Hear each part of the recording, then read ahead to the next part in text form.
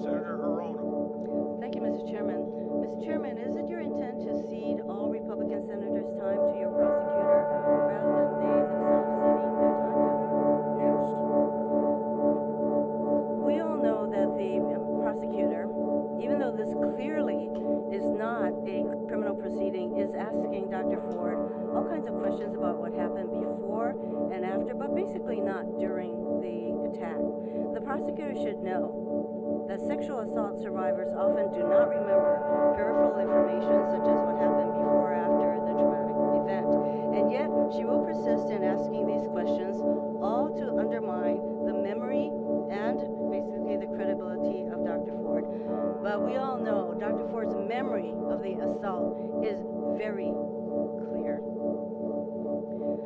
Dr. Ford, the Republicans prosecutor has asked you all kinds of questions about who you called and when, asking details that would be asked in a cross-examination of a witness in a criminal trial. But this is not a criminal proceeding. This is a confirmation proceeding. I think I know what she's trying to get at. So I'll just ask you very plainly, Dr. Ford, is there a political motivation for your coming forward with your account of the assault by Brett Kavanaugh? No, and I'd like to reiterate that, again, I was trying to get the information to you while there was still a list of other, what looked like equally qualified candidates. And yet they're not here to testify. Dr. Ford, I'd like to join She my was colleagues literally in trying to thank help you for the coming Republicans. forward today. Literally. And I and we all admire you for what you're doing. And I understand why you have come forward. You wanted us and the American people to know what you knew about the character of the man we are considering for a lifetime appointment to the Supreme Court. I want to take a moment also to note the significant personal sacrifices you've made to come forward to share your traumatic experience with us and the American people. You've had to move, you've had death threats, all manner of basically re-victimization experiences have come your way. But by coming forward, you have inserted the question of character into this nomination and hopefully back into American life, and rightly so. We should be made to face the question of who it is we are putting in positions of power and decision-making in this country. We should look the question square in the face. Does character matter? Do our values, our real values about what is right and what is wrong, and about whether we treat our fellow human beings with dignity and respect, do they matter anymore? I believe they do. And I believe the reaction we have seen to this coverage right now and your courage all over this country shows us that we're not alone. You're not alone. That women and men all across America are disgusted and sick and tired of the way basic human decency has been driven from our public life. The president admits on tape to assaulting women. He separates children from their parents. He takes basic health care protections from those who need them most. He nominates and stands behind a man who stands credibly accused of a horrible act. I again want to thank you for coming forward.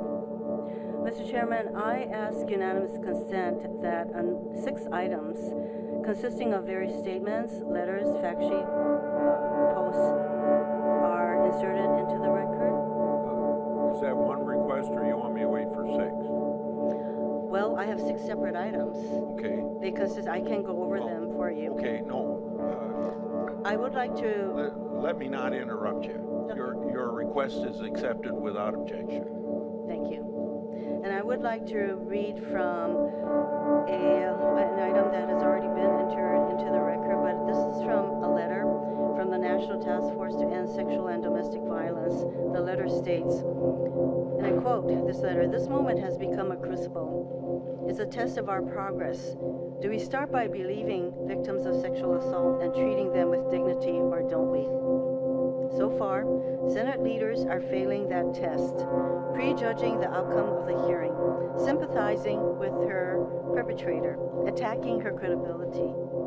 They send a message to every victim of sexual violence that their pain doesn't matter, that they do not deserve justice and that for them, fair treatment is out of reach. This will only serve to drive victims into the shadows and further embolden abusers. Once again, Dr. Ford, thank you very much. This is a moment for our country. Mahalo. Senator, Ms. Mitchell for Senator Crapo. Good afternoon. When we left off, we were still talking about the polygraph, and I believe you said it hasn't been paid for yet. Is that correct? Let me put an end to this mystery. Her lawyers have paid for her polygraph. As is routine. As is routine. Dr. Ford, do you expect the price of that polygraph to be passed on to you? I'm not sure yet. I haven't taken a look at all of the costs involved in this. We've relocated now twice, so I haven't kept track of all of that paperwork, but I'm sure I have a lot of work to do to catch up on all of that later. I get you have a lot going on, and you've had that for several months. But is it your understanding that someone else is going to assist you with some of these fees, including the cost for your polygraph? I'm aware that there's been several GoFundMe sites that I haven't had a chance to figure out how to manage those because I've never had one And I'm sorry, done for me. several what? GoFundMe sites that have raised money primarily for our security detail. Apparently, Rachel I'm not Mitchell was quite told sure to how start to collect try and that bring money. down the I haven't hammer had at the a break. distributed yet. I haven't been able to focus on that. Okay. In your testimony this morning, you stated that Strike Senator 12. Feinstein sent you a letter on August 31st of this year. Is that right?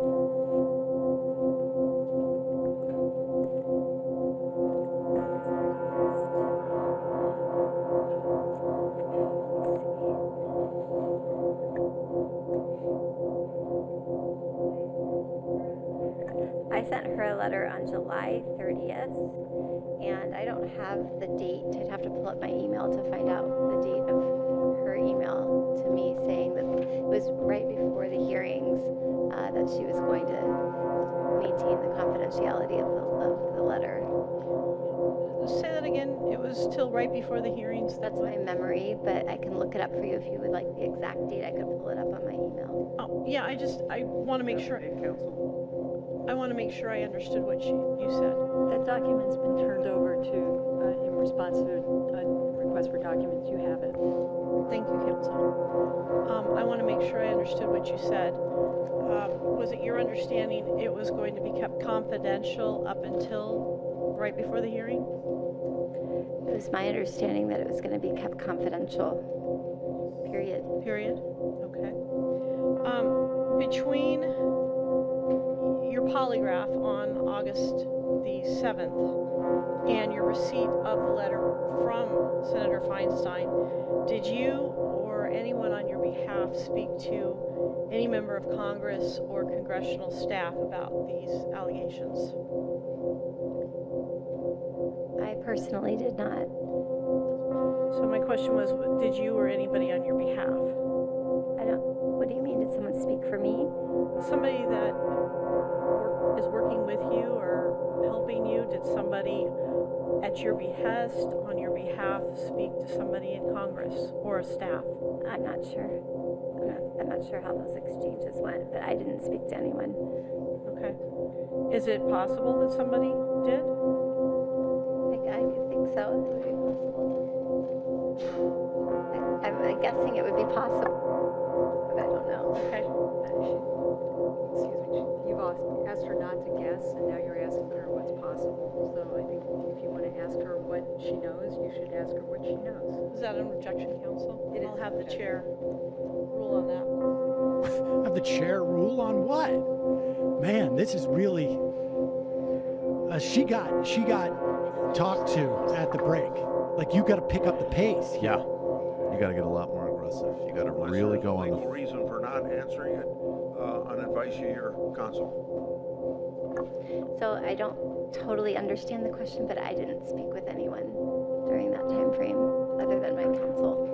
Okay. I'm trying to get her to say that specifically. you said Can't talk about that in the repeatedly advice that of the counsel. Exactly. They want that. Exactly. They want that as a think that soundbite. that letter that you wrote on July 30th was going to be released to the public. Is that correct? Correct. And is it true that you did not authorize it to be So released? now they're going to at try and any make time? it that the Democrats Correct. have weaponized her. Besides your attorneys, Democrats victimized you, didn't did they? you provided that letter to Senator Feinstein? Is that correct? I provided her a letter on July 30th. We're talking about the July 30th letter. This is where they helped get Kevin and you provided that DeLeon letter to elected Senator Feinstein, in California. correct? Is that a yes? Yes. And you provided the letter to Representative Eshoo to deliver to Senator Feinstein. Yes. Besides those two individuals, Representative Eshoo and Senator Feinstein, and your attorneys, did you provide that letter to anyone else? No. Do you know how that letter became public? No. After that letter was made public or leaked, did you reach back out to the Washington Post?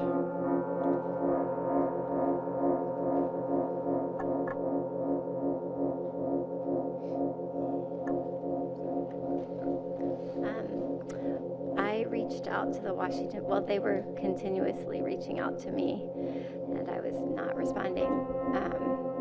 But the time that I did respond and agree to do the sit down was once the reporters started showing up at my home and at my workplace. Thank you, Mr. Chairman. Great stuff.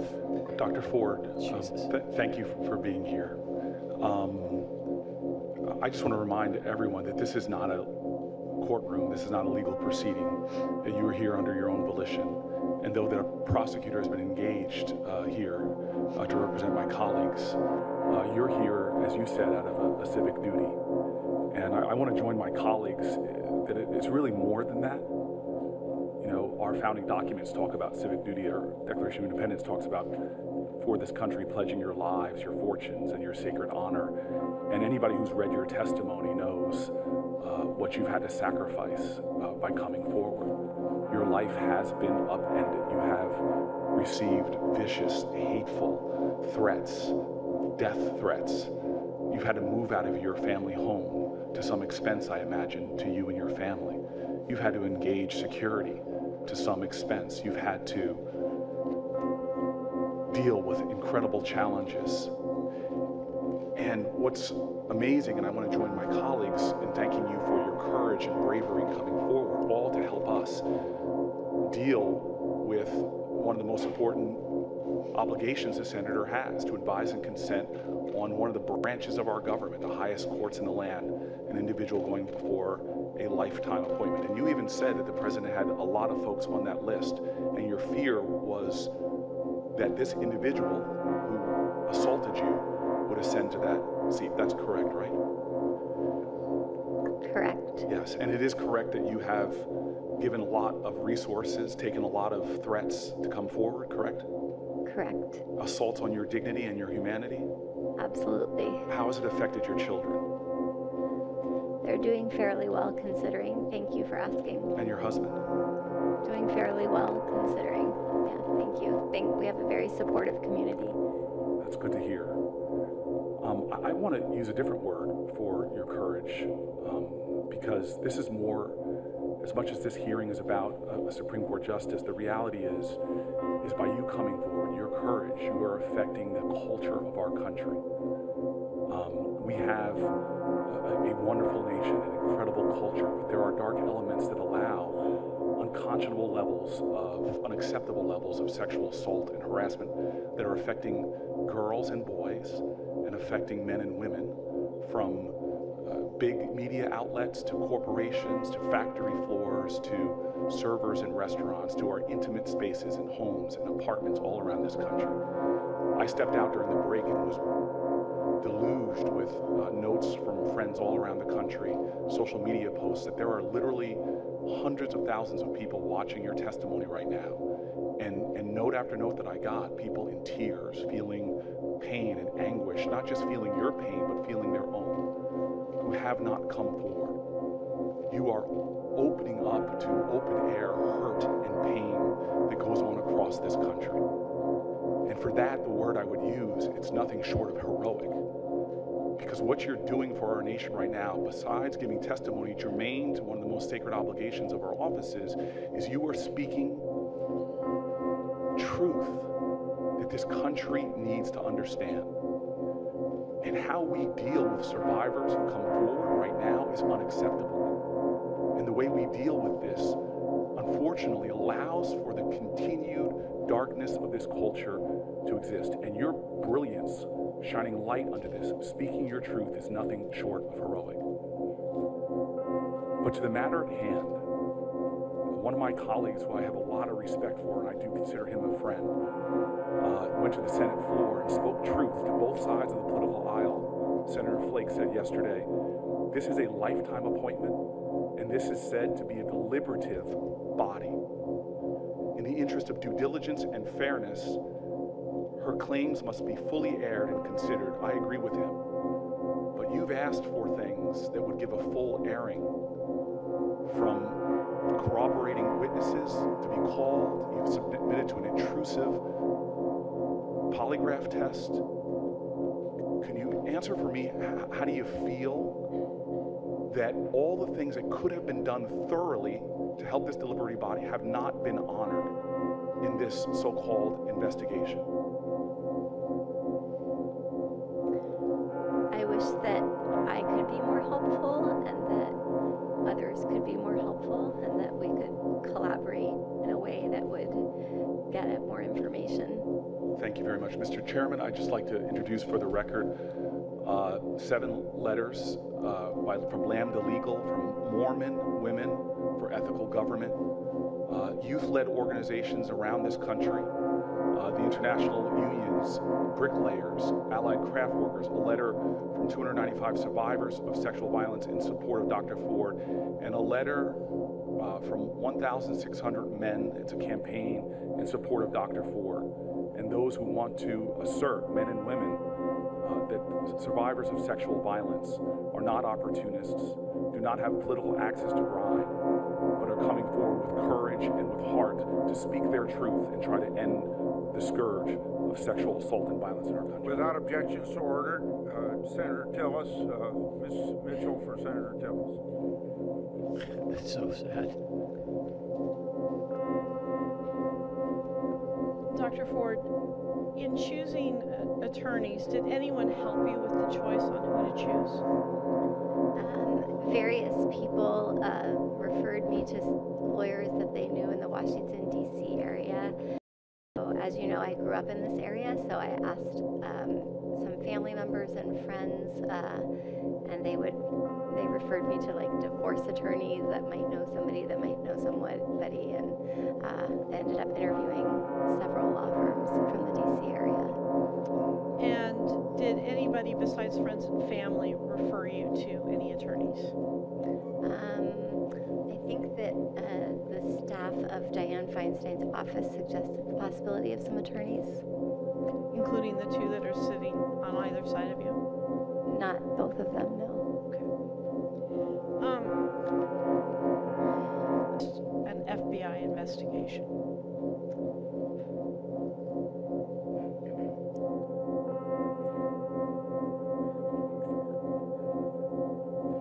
I guess when we first started talking about the possibility of a hearing, I was hoping that there would be a more thorough investigation.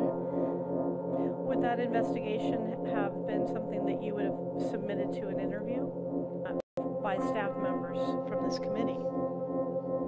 Absolutely. Besides, you mentioned some chances to pay for your legal fees or any of the costs incurred. It's my understanding that some of my team is working on a pro bono basis, but I don't know the exact details. And there are members of the community in Palo Alto that have the means to contribute to help me with the security detail, etc. provided. I'm okay with that. Both Kirk Council are doing this pro bono. You're not being paid, and we have no expectation of being paid. Thank you, Council. Have you seen Interesting. any of the questions that I was going to ask you today? How did they vote in the No. last election? You've been asked a Are few you at a Soros questions safe by house? other people as well. Have you seen any of those questions in advance? No, Have you been told them in advance? no, And likewise with my questions, have you been told my questions in advance? definitely not. Okay. You mentioned about some possible information, such as when Mark Judge worked at the supermarket.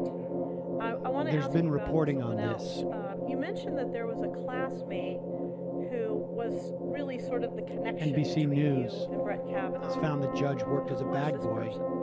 the summer before his senior year, I per think page that 98 of his case book. with He Mr. graduated in Whelan 83, so that was looking at 82 my, would have worked in terms of a LinkedIn regular page Well, and but then trying to mid-80s. blame the person. I just don't feel like it's right for us to be talking about that. I'm not trying to blame anybody. I just want to know who the how long did you know this person? Maybe for a couple of months we socialized, but he also was a member of the same country club, and I knew his younger brother as well. Okay. So a couple months before this took place? Yes. Okay. How would you characterize your relationship with him both before and after this took place, this person? He was somebody that we use the phrase I went out with. After that, we were distant friends and ran into each other periodically at Columbia Country Club, but I didn't see him often. But I saw Common link between you and Judge Kavanaugh? he's the only one that I would be able to name right now that I would like to not name, but you know who I mean. Friends, or they were more acquaintances of mine and friends of Mr. Kavanaugh. Can you describe all of the Freshman and sophomore year, particularly my sophomore year, which would have been his junior year of high school, 4 to 5 parties that my friends and I attended that were attended also by him. She's working on the doppelganger theory, and that's going nowhere. Did anything happen at these events, like we're talking about? So you did attend Besides 4 the time parties we're where he talking didn't about. attempt I'm going to to answer assault that you. question, then I'll go to Senator Harris. Go ahead and answer that question. There was no sexual assault at any of those events. Is that what you're asking? Yes. Yes, those were just parties. Or anything inappropriate is what I'm asking. Well, maybe we can go into more detail when there's more time. I feel time pressure on that question. Okay. Yeah. Oh, okay. Did you want me to describe those parties? Or Should we take this to the next round, Mr. Chairman?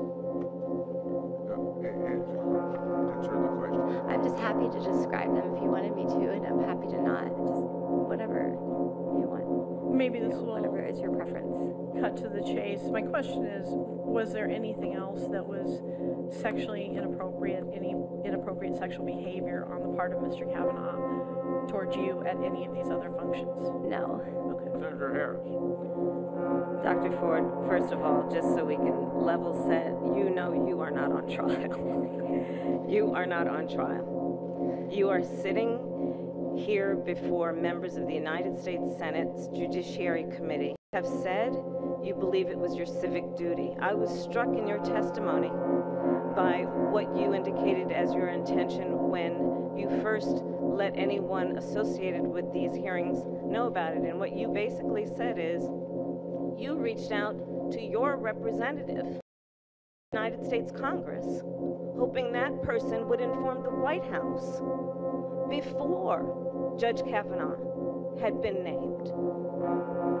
That's extremely persuasive about your motivation for coming forward. And so I want to thank you. I want to thank you for your courage, and I want to tell you I believe you. I believe you. And I believe many Americans across this country believe you. And what I find striking about your testimony is you remember key, searing details of what happened to you. You told your husband and therapist, 2 of the most intimate of your confidants, and you told them years ago about this assault. You have shared your experience with multiple friends years after that and before these hearings ever started. I know, having personally prosecuted sexual assault cases and child sexual assault cases, that study after study shows trauma, shame, and the fear of consequences almost always cause survivors to, at the very least, delay reporting if they ever report at all. Police recognize that. Prosecutors recognize that. Medical and mental health professionals recognize that. The notes from your therapy sessions were created long before this nomination and corroborate what you have said today. You have passed a polygraph and submitted the results to this committee. Judge Kavanaugh has not. You have called for outside, but most importantly, you have called for an independent FBI investigation into the facts. Judge Kavanaugh has not. This is and a we preview owe of you what we're gonna that. see from, We owe the American people that. And let's talk about why this is so important. The FBI investigates. It interviews witnesses, gathers facts, and then sends that information to the United States Senate for our consideration and judgment. This committee knows that, in spite of what you've been told. In 1991, during a similar hearing, one of my Republican colleagues in this committee stated these claims were taken seriously by having the Federal Bureau of Investigations launch an inquiry to determine their validity. The FBI fulfilled its duty and issued a confidential report. Well, that could have and should have been done here. This morning, it was said that this could have been investigated confidentially back in July. But this also could have been investigated in the last 11 days since you came forward, yet that has not happened. The FBI could have interviewed Mark Judge, Patrick Smith, Leland Kaiser, you, and Judge Kavanaugh on these issues. The FBI could have examined various maps that have been presented by the prosecutor who stands in for the United States Senators on this committee. The FBI could have gathered facts.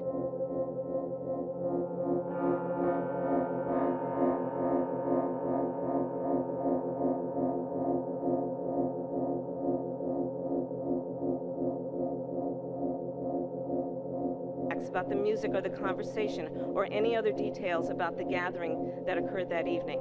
That is standard procedure in a sexual assault case. In fact, the manual that was signed off by Ms. Mitchell, the manual that is posted on the Maricopa County Attorney's website as a guiding principle and best practices for what should happen with sexual assault cases, highlights the details of what should happen in terms of the need for an objective investigation into any sexual assault case. It says, quote, effective investigation requires cooperation with a multidisciplinary team that includes medical professionals, victim advocates, dedicated forensic interviewers, criminalists, and other law enforcement members. The manual also stresses the importance of obtaining outside witness information. You have bravely come forward. You have bravely come forward. And I want to thank you because you clearly have nothing to gain for what you have done. You have been a true patriot in fighting for the best of who we are as a country. I believe you are doing that because you love this country. And I believe history will show that you are a true profile in courage at this moment in time in the history of our country. And I thank you. Senator Kennedy now, so proceed, Ms. Mitchell. Dr. Ford. So we have about probably 15, 20 more minutes before the break. Just a couple cleanup questions. First of all, which, we will be which covering of your two Kavanaugh. lawyers did Senator Feinstein's office recommend? The Katz. I'm sorry? The Katz firm. Okay. And when you did leave that night, did Leland Kaiser, now Kaiser, ever follow up with you and say, hey, what happened to you? I've had communications with her recently. I'm talking about like the next day. Oh, no. She didn't know about the event. She was downstairs during the event, and I did not share it with her. Have you are you aware that the three people at the party besides yourself and Brett Kavanaugh have given statements under penalty of felony to the committee? Yes. And are you aware of what those statements say? Yes. Are you aware that they say that they have no memory or knowledge of such a party? Yes. Do you have any particular motives to ascribe to Leland? I guess we could take those one at a time. Leland has significant health challenges, and I'm happy that she's focusing on herself and getting the health treatment that she needs. And she let me know that she needed her lawyer to take care of this for her, and she texted me right afterward with an apology and good wishes and etc. So I'm glad that she's taking care of herself. Wow. I don't expect that PJ and Leland would remember this evening. It was a very unremarkable party. It was not one of their more notorious parties because nothing remarkable happened to them that evening. Senator Harris just questioned you from the Maricopa County Protocol on Sexual Assault. That's the paper she was holding up. Are you aware that, and you know, I've been really impressed today because you've talked about norepinephrine and cortisol and what we call in the profession basically the neurobiological effects of trauma. Have you also educated yourself on the best way to get to memory and truth in terms of interviewing victims of trauma? For me, interviewing victims of trauma? No, the best way to do it, the best practices for interviewing victims of trauma. No. Okay. Would you believe me if I told you that there's no study that says that this setting in 5-minute increments is the best way to do that? We'll stipulate to that. Somebody's trying to save. Did you know that the best way to do it is to have a trained interviewer talk to you one-on-one in a private setting and to let you do the talking, just let you do a narrative? Did you know that? That makes a lot of sense. Does make a lot of sense, doesn't it? And then to follow up, obviously to fill in the details and ask for clarification. Does that make sense as well? Yes. And the research is done by a lot of people in the child abuse field. Two of the more prominent ones in the sexual assault field are Giesel and Fisher, who've talked about it. And it's called a cognitive interview. This is not a cognitive interview. Did anybody ever advise you, which is why I from took Senator this Feinstein's job, office or from Representative Eshu's office, to go get a forensic interview? No. Instead, you were advised to get an attorney and take a polygraph. Is that right?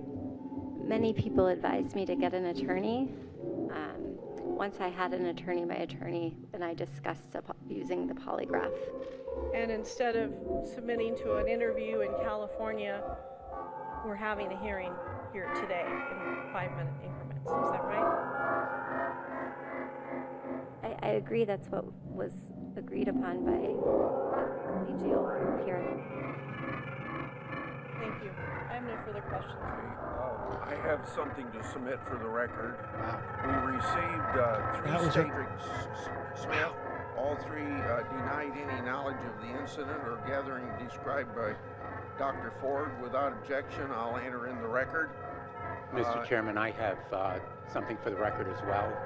A number of letters from the witnesses' family, friends, including her husband. I'll get to you just as soon as the ranking member. Mr. Chairman, I have 3 letters addressed to both you and the ranking member, and I'd ask that they be entered into the record. Without objection. And it's also my understanding that Mr. Judge is not willing to come forward to answer our questions. As a result, we cannot test his memory or make any assessment of his thoughtfulness or character.